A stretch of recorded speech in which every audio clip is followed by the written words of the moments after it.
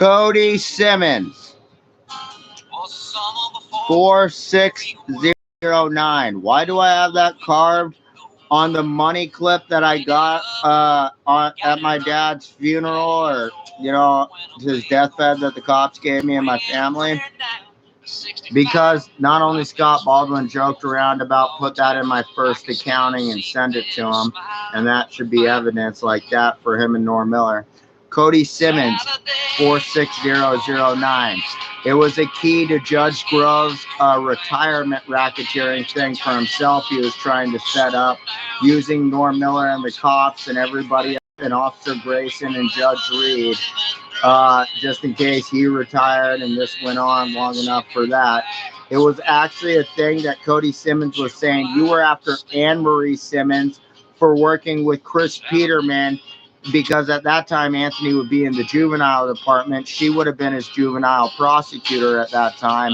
We knew about that in Columbia County, and we knew that they were going to racketeer off the state of emergencies and let me have a warrant whether I was on post-prison or not, until Judge Taylor got the state of emergency back as judge, and then they thought they could go with the racketeering operation and have immunity out here.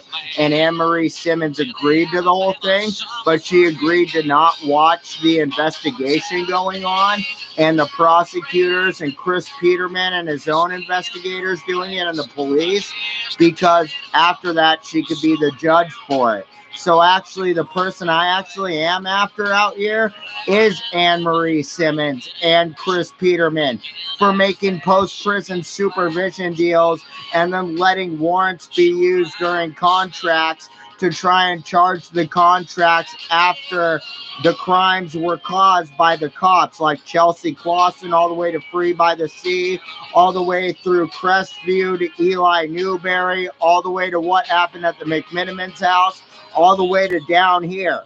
With me being on post-prison, they can indict me on every crime.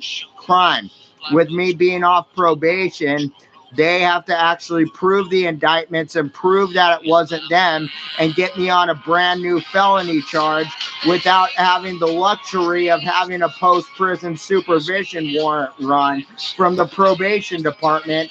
And Anne Marie Simmonds agreed to all of this with Chris Peterman, and Chris Peterman agreed to set his law office up like Jenny L. Clark to try and protect Jenny L. Clark, to try and arrest Joshua Pond, cover up the murder of Glenn Valeur, say that never happened by Anthony Miltick, the second shooter, when Doug Carpenter was the first shooter of the taser, and then say that Norm Miller could have immunity to protect his whole police department.